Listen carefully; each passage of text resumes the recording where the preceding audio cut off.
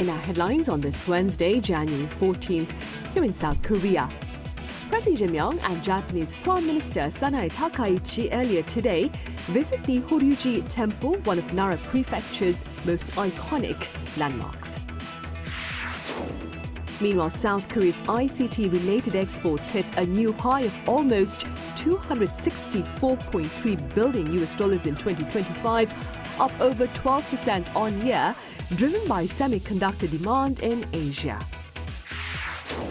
And US President Donald Trump warns of very strong action against the Iranian leadership should it continue its deadly crackdown on protesters, as one human rights group claims a protester has been sentenced to death.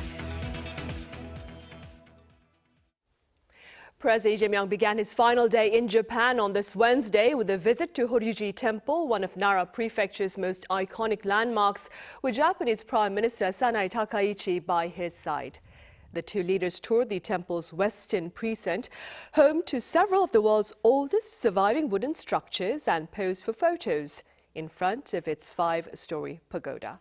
The Blue House says the visit sought to strengthen the good rapport between the two leaders. And to further build that rapport, the two leaders also exchanged gifts. President Lee Jae-myung gave the Japanese Prime Minister a high-end drum kit, given her passion for drumming, as well as red ginseng and cheonggukjang powder. Prime Minister Sancheoneo Takaichi gave the Korean leader traditional Monaco wafers and a Casio wristwatch, equipped with functions for hikers, given his interest in hiking. The spouses also exchanged presents, with the Japanese First Gentleman receiving a set of tableware and a Samsung Galaxy Watch Ultra, and the Korean First Lady receiving traditional makeup brushes and a pouch. Now, back on a Tuesday, President Lee Jae-myung and Japanese Prime Minister Sancheoneo Takaichi reaffirmed their resolve to continue constructive cooperation. Our correspondent Song Yoo-jin recaps their earlier exchange and more from the ground. The second summit between President Lee Jae-myung and Japanese Prime Minister Sancheoneo Takaichi began with what President Lee described as an exceptional welcome.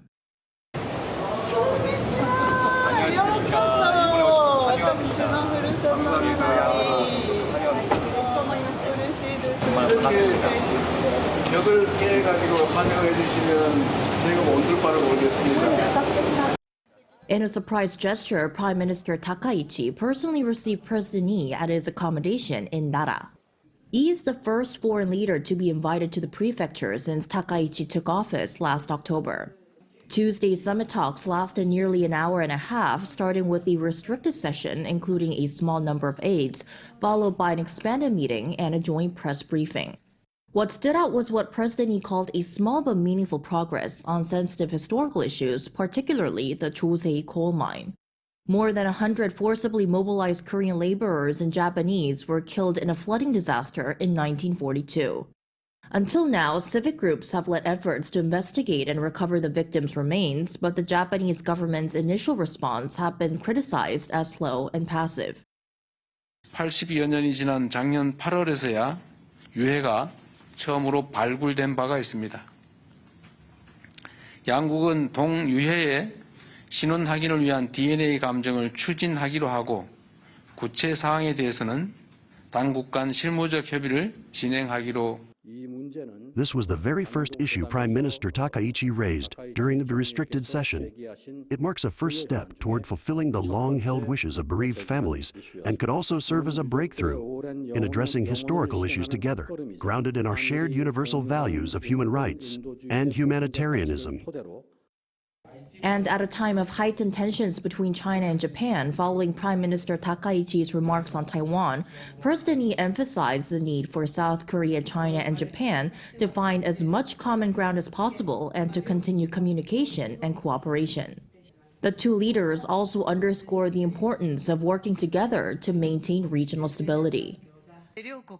As the strategic environment surrounding the two countries becomes increasingly complex, the importance of Japan-South Korea cooperation and trilateral coordination with the U.S. continues to grow. We reaffirmed our commitment to closely align on North Korea policy, including the complete denuclearization of the Korean Peninsula. But it was their one-on-one after the press briefing that took the spotlight. Appearing in matching blue outfits, Lee and Takaichi took part in an impromptu drum performance of the BTS song Dynamite and Golden from K-pop Demon Hunters. This was a special event prepared by Japan, reflecting Prime Minister Takaichi's longtime passion for heavy metal drumming. President Lee's visit this time has ensured that the back-and-forth leader-level diplomacy between South Korea and Japan will continue under the Takaichi administration. The focus now shifts to how the two countries will build a more future-oriented, stable partnership from here. 송유진, Arirang News, Osaka. Meanwhile, here on the local front, prosecutors have called for the capital punishment for former President Yoon Suk-yeol on charges of inciting insurrection when he imposed martial law in December 2024. Our Kim Do-yeon reports. The special counsel team for former President Yoon Suk-yeol's insurrection charges has demanded the death penalty. In its final sentencing request on late Tuesday night, the special counsel sought the maximum statutory penalty for the charge of being the ringleader of an insurrection. For the charge of leading an insurrection, the statutory penalties are strictly limited to death, life imprisonment, or life imprisonment without forced labor. Prosecutors condemned the actions as an unprecedented destruction of the constitutional order. They argued that while Yoon justified martial law as a purge of anti-state forces, it was the former president himself who truly fit that description. They dismissed his defense that the declaration was merely a warning against the opposition party's legislative dominance. Instead, the prosecution concluded that the objective was to incapacitate the judicial and legislative branches to monopolize power and secure a long-term dictatorship. Emphasizing the severity of the crime, the special counsel stated that members of the public are the true victims of the event. Inside the courtroom, the atmosphere was charged. Former President Yoon was seen actively consulting with his legal team and reportedly scoffed when the prosecution demanded the death penalty. In the gallery, supporters shouted protests, with some hurling insults at the prosecution team. During his final testimony, which lasted an hour and a half, Yoon fiercely criticized the indictment, labeling it a novel and a delusion lacking common sense. Yoon reiterated that the martial law was a warning bell intended to save the constitutional order from the opposition's tyranny, denying any intent to establish a permanent dictatorship. Heavy sentences were also requested for key officials implicated in the execution of the martial law decree. The special counsel demanded life imprisonment for former Defense Minister Kim Yong-hyun, identifying him as a co-conspirator who virtually controlled the operation alongside Yoon. The court must now weigh the conflicting narratives. The defense claimed that martial law was an act of governance against the special counsel's argument that it was a violent attempt to subvert the constitution. The Seoul Central District Court is scheduled to deliver its verdict on February 19th. Kim Do-yeon, Arirang News.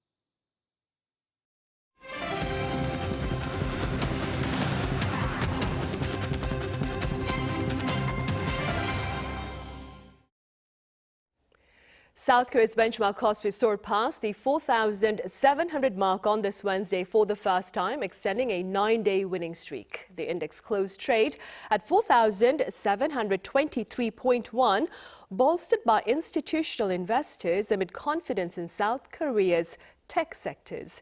Now, given this latest milestone, market analysts believe the 5,000 mark is on the horizon. And South Korea's exports of ICT-related products reached a record high last year, led by shipments of semiconductors to the Asian region. Our Park Jun-an has details. South Korea's ICT exports reached a record $264.29 billion in 2025, up 12.4% from the year before. According to the Ministry of Trade, Industry and Resources on Wednesday, shipments in December alone also rose 32.4% year-on-year to $30 billion, driven largely by strong demand for semiconductors and storage devices used in AI data centers. Semiconductors led the growth with strong gains in exports to countries such as Taiwan, Vietnam, and India. Annual semiconductor exports reached a whopping $173.48 billion, up 22.1% from 2024, thanks to soaring demand for high-value memory chips, including DDR5 and HBM used in AI servers. This marks the second consecutive year of double-digit growth for the sector, with prices for general-purpose semiconductors such as DRAMs continuing their upward trajectory. An expert in the field of semiconductors and AI said demand and exports for chips will be even stronger in 2026. Semiconductor sales will see the biggest increase this year, and current forecasts suggest next year will see a similar level. At this point, the outlook appears highly positive and near its peak. This year is widely seen as the top of the upcycle for DRAM or memory chips.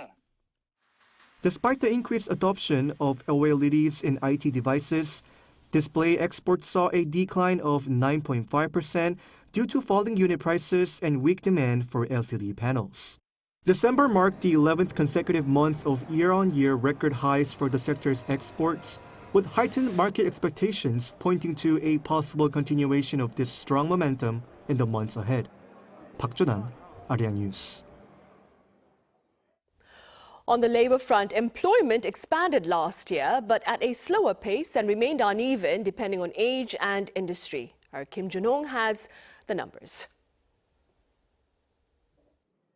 South Korea added 193,000 jobs last year, but inactivity among people in their 20s and 30s surpassed 700,000 for the first time on record. Figures released Wednesday by the Ministry of Data and Statistics highlighted deepening age-based polarization in the labor market. Looking at 2025 as a whole, employment continued to rise for a fifth consecutive year, driven by gains in health and social welfare, professional, scientific and technical services, and financial and insurance services. After the outbreak of COVID-19, annual employment growth declined briefly before rebounding, reaching a peak in 2022. Growth then lost momentum, with a downward trend seen over the past 2 years. While employment recovered slightly last year, the scale of the increase remained limited. Employment trends showed clear age-based polarization. Jobs among people in their 20s fell by 170,000, while employment among those aged 60 and over rose by 345,000. At the same time, the number of people classified as inactive, defined as neither working nor seeking employment, increased across most age groups. The total number of inactive people in their 20s and 30s reached 717,000, with the figure for those in their 30s marking the highest level since records began in 2003. The ministry attributed the development to recent structural changes in the labor market, rather than short-term economic factors. Whereas open and entry-level recruitment used to be common, the job market has shifted toward experienced hires and rolling recruitment, leaving job seekers with a shorter period to search for work. Employment trends also diverged sharply by industry. Construction saw its steepest job losses on record, while manufacturing posted its largest decline in 6 years. In contrast, healthcare and social welfare services continued to create jobs, highlighting a clear split across sectors. Kim Jun-hong, Arirang News. Up next, we share with you the story of one AI solution company whose state-of-the-art efforts to ensure industrial safety have been applauded by those as far as in the Middle East. Our Oh Soo-young files this report. Working on a high-speed train tunnel, a construction site worker briefly removes his helmet. On-site sensors trigger a warning on a central management system, prompting a notification to the site manager and an AI-generated video clip. In another site, workers enter an off-limit zone. This is detected and once again sent to supervisors in real time to redirect them before an accident occurs. A Seoul-based company's safety platform Hammer H is used on industrial sites, from national infrastructure projects to workhouses and ships. The system consolidates environmental sensor data, AI-based video analysis, and real-time worker location tracking into a single dashboard, providing a full view of site conditions. Industrial sites require a wide range of sensors. By integrating these various sensors along with CCTV systems and combining the Internet of Things with AI, we developed a smart safety platform that can be applied to construction sites. The need for such systems exists globally. According to the International Labour Organization, more than 395 million workers worldwide were injured in 2019, while 2.93 million people died as a result of work-related factors. Long working hours accounted for the most deaths, followed by exposure to particulate matter, gases and fumes, and occupational injuries. By integrating various elements such as gas sensors into these sites, we monitor the site conditions, help workers prevent risks, respond immediately when accidents occur, and, in the event that an accident does happen, enable rapid follow-up measures. Hammer H monitors environmental factors, such as hazardous gases, temperature and air quality through the Internet of Things sensors. Real-time location tracking shows where workers are positioned across the site. Smart tags and mobile applications enable alerts and SOS requests when a worker encounters difficulty. AI video analysis detects unsafe behavior, falls, or entry into restricted areas. The platform also keeps track of those with pre-existing health conditions, allowing more targeted responses when risks arise. At sites where our platform has been applied, there has not been a single serious accident. In 2023, there was a case at one site where a worker with a heart condition was working alone, requested an SOS call, and was rescued through our system.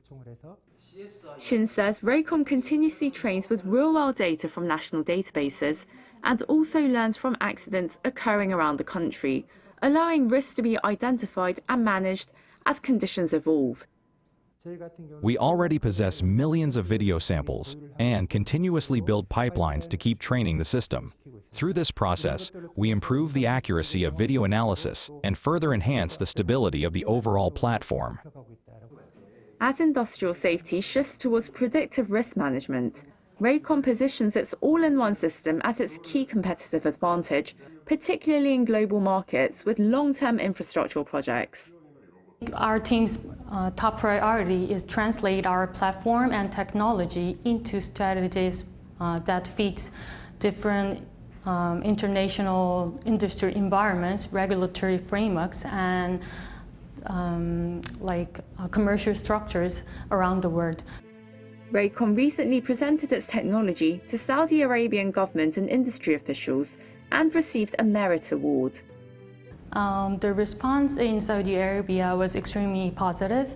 Both government officials and industry leaders told us that it was the first time that they saw a platform capable of managing so many safety elements at an integrated way. So because Saudi Arabia has many large-scale and high-risk sites, so there is a clear need for an integrated safety management system rather than relying on separate tools. As governments step up initiatives to promote AI across industry, firms like Raycom hope to further expand the reach of Korea's AI ecosystem, moving into diverse global settings. Oseong, Arirang News. In other news now, U.S. President Donald Trump has warned of severe consequences should the Iranian leadership choose to execute protesters. Our Yoon has the latest. U.S. President Donald Trump said during an interview with CBS News on Tuesday that he would take very strong action if the Iranian authorities started hanging protesters. This comes as the family of a 26-year-old man who was arrested in connection with the protests last Thursday told a Norway-based Kurdish human rights group that his death sentence had been finalized by authorities, set for Wednesday. Also on Tuesday, in a social media post, Trump warned that Iranian officials will pay a big price for any violence, as he promised Iranian citizens that help is on its way, and urged Iranians to keep on demonstrating. Trump has not specified what kind of help, nor what form any U.S. response would entail, but said he canceled all planned meetings with Iranian officials and announced 25% tariffs on any country trading with Iran, solidifying the U.S. stance that is strongly supportive of the protesters. Anti-government protests began on December 28th over the fall in value of the local currency and have grown into wider demonstrations and calls for the end to the clerical system in power since the 1979 Islamic Revolution. Met with deadly force and violent crackdowns, the protests have reportedly spread to 180 cities and towns in all 31 provinces of Iran. An Iranian official reported a death toll of roughly 2,000 people, which is in line with reports by the U.S.-based human rights activists news agency, which says at least 1,850 of the 2003 deaths were protesters, as well as 135 people linked to the government, 9 bystanders, and 9 children. The news agency added that 16,784 people had been detained and that it was also reviewing reports of another 779 deaths. Meanwhile, the U.S. virtual embassy in Iran has issued an urgent warning to American citizens, telling them to leave the country immediately. It advises using land crossings into Armenia or Turkey if it is safe to do so. Those unable to leave are advised to remain in secure locations and stock up on essential items, including food, water, medication, and other necessities. 이은진, Arirang News. On a light note now, South Korea's annual ice fishing festival in Hwacheon is back, much to the delight of those looking to experience this winter activity involving mountain trout, better known as Sancheoneo in Korean. Our Chong-hye Lim was there. Hundreds of people stand on a frozen river. They lower their fishing rods through holes in the ice, moving the bait slowly up and down. Eyes fixed on the water below, they wait for the pull. Moments later, mountain trout, known locally as Sancheoneo, is pulled from the ice. They said in the announcements that you should lower the line slowly and pull it up quickly when you feel a bite. I caught 2 fish. I feel really happy. This is a scene at the 2026 Hwacheon Sancheoneo Ice Festival, a world-recognized winter festival held in the remote mountains of Hwacheon-gun County, Gangwon-do Province. Here, visitors catch Sancheoneo, a trout species that lives only in clean, cold mountain streams. Families from across the country and around the world have come to try their luck on the ice. In Malaysia, we don't have this kind of experience, so this is the first time we are coming here to Korea and come to the first time also experiencing winter season. Although it's cold, but it's very fun. Despite the cold weather, some participants take part in bare-handed fishing, where they plunge into an icy pool. A visitor caught this Sancheoneo with their bare hands just moments ago in the pool behind me. Here in Hwacheon, more than 300,000 square meters of ice have been transformed into a massive playground. Beyond fishing, visitors can enjoy other various winter events, including sledding, ice skating, and bobsleigh rides. To ensure a successful festival, officials say 150 tons of trout were released into the river this year. However, safety remains the top priority. We conduct inspections of the ice thickness, its strength, and even the water level beneath the floating ice, and determine how many people can safely enter the site based on the results. Nearly 2 million people have visited this festival over the past 3 years, and more foreign media outlets have dubbed the event one of the 7 winter wonders of the world, drawing tourists eager to experience this unique winter culture firsthand. The excitement continues here in Hwacheon until February 1st. Chong-hye Lim, Arirang News, Hwacheon.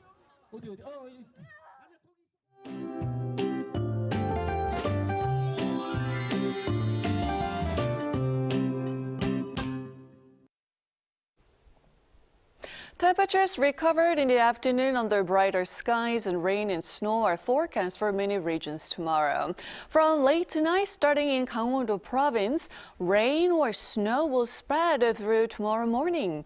Gangwon-do Province could see 2 to 7 centimeters of snowfall. The rest of the country will get 5 to 10 millimeters of rain, except in the Gyeongsang-do regions. So the dryness in those areas will continue with dry weather advisory remaining in place. degrees. Checking on the readings now, Seoul begins the day on Thursday above freezing at 3 degrees Celsius, and rain should let up before the morning commute. Busan begins the day at 9 degrees.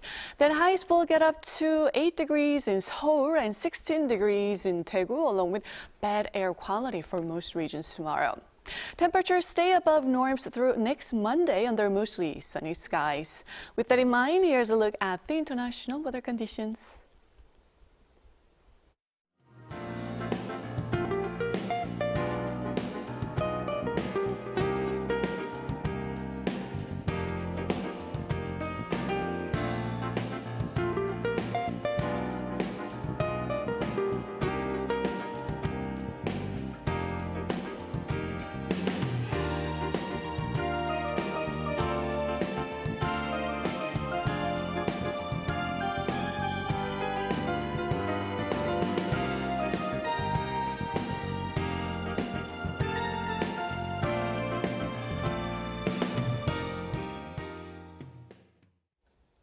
Those are the headlines at this hour here in South Korea. Coming up right after this break is our daily panel session, so do stay with us, and thank you for now.